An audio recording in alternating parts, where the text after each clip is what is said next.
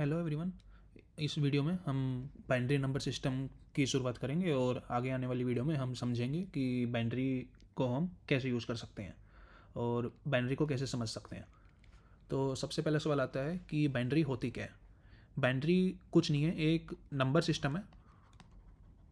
Binary एक number system है जिसके अंदर हम डिजिट्स का यूज करते हैं जो कि होती हैं 0, 0 या 1। अब नंबर सिस्टम क्या होता है? तो एक पॉपुलर नंबर सिस्टम जो हम सभी यूज करते हैं वो है डेसिमल नंबर सिस्टम, जिसके अंदर हम डिजिट्स का यूज करते हैं 0, 1, 2, 3 टू 9। और फिर 9 के बाद जो आता है वो 1 और 0 के कॉम्बिनेशन से बनता है, जो कि हो गया 10। 11 जो अपना है वो 1 और 1 के कॉम्बिनेशन से मिलके बना है।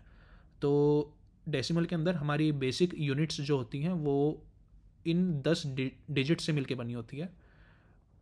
और ये DEC का मतलब यहाँ पे डेसिमल हो गया। DEC represents 10। तो 0 से लेकर 9 तक हमारे पास 10 करेक्टर्स हो गए। बाइनरी के अंदर हमारे पास सिर्फ 2 करेक्टर्स हैं, तो इसलिए जो बाइनरी का BI है, this represents 2। A number system जिसके अंदर सिर्फ 2 ही करेक्टर्स हैं, 2 ही बिट्स हैं। बिट्स बाइट्स क्या होती हैं वो हम बाद में देखेंगे।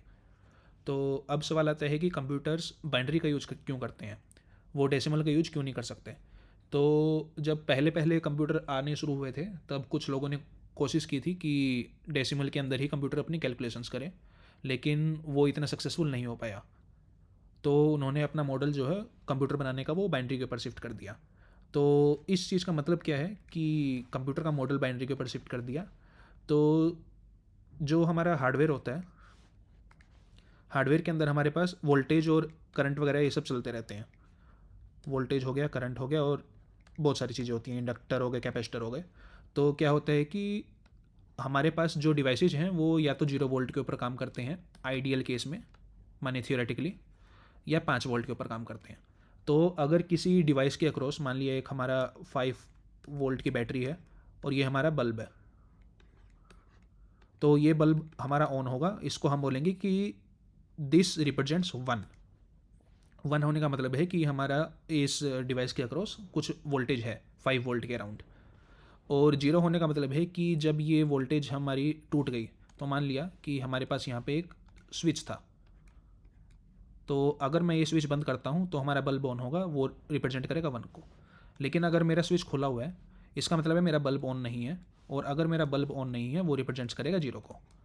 तो हम क्या कर रहे हैं कि एक डिवाइस के अक्रॉस वोल्टेज लेवल को हम 0 या 1 की तरह इंटरप्रेट करेंगे। और इसलिए हम कहते हैं कि जो कंप्यूटर है वो हमारा बाइनरी के अंदर काम करता है, क्योंकि जो हमारी स्टेट्स होती हैं वो या तो हमारे पास वोल्टेज है किसी डिवाइस के क्रॉस 5 वोल्ट के अराउंड या 0 वोल्ट के अराउंड।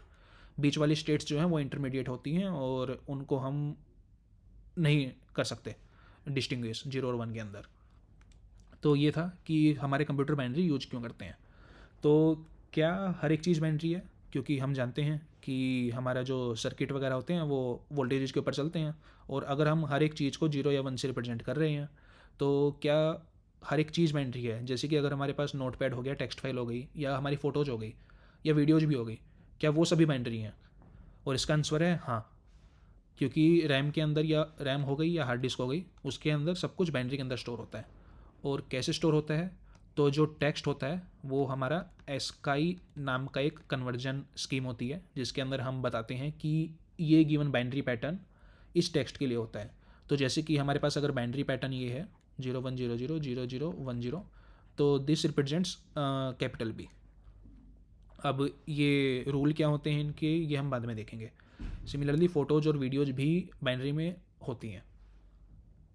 अगला सवाल आता है कि कंप्यूटर के बारे में जानने में बाइनरी हमारी कैसे हेल्प करती है।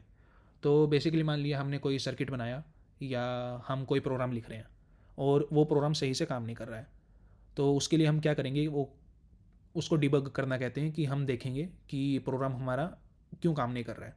उसके लिए हम रैम की कंटेंट देखेंगे, हम रजिस्टर्स की वैल्यू देखेंगे। ये सब कुछ देखने के लिए हम जानते हैं कि रैम, रजिस्टर वगैरह सब कुछ या तो 0 या 1, या तो वोल्टेज है या नहीं है, इनके अंदर काम करते हैं।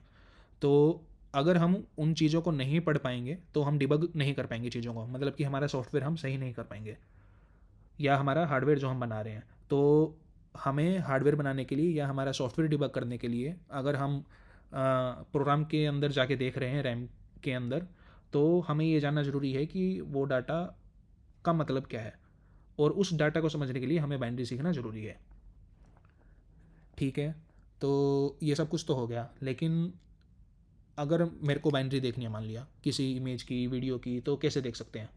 तो इसके लिए एक देसी तरीका है, ओपन विद नोटपैड कर लो।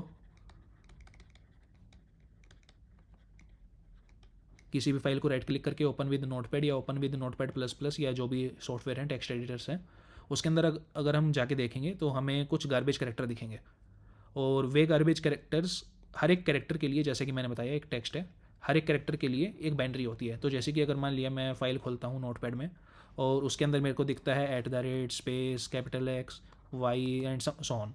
तो @ की एक बाइनरी होगी, स्पेस की एक बाइनरी होगी, इस एक्स की एक बाइनरी होगी, इस वाई की एक बाइनरी होगी, एंड सो ऑन। तो हम यहाँ पे मैपिंग कर सकते हैं कि जो एक वीडियो फाइल है, अगर नोटपैड के अंदर हम खोलेंगे तो वो टेक्स्ट के अंदर दिखेगा, लेकिन हर एक टेक्स्ट के लिए, टेक्स्ट क्या होता है, कैरेक्टर से मिलकर बना होता है, और हर एक कैरेक्टर की एक एक बाइनरी होती है। तो इस तरह एक वीडियो हो गई या फ़ोटो हो गई या कोई भी फाइल हो गई, वो हमारी हार्ड डिस्क के अंदर बाइनरी की फॉर्म में स्टोर होती है। तो आगे हम देखेंगे कि बेसिक नोमेनक्लेचर क्या है, कि बिट क्या होती है, बाइट क्या होती हैं, और उसके बाद हम देखेंगे कि डेसिमल और बाइनरी को आपस में कैसे कन्वर्ट करते हैं।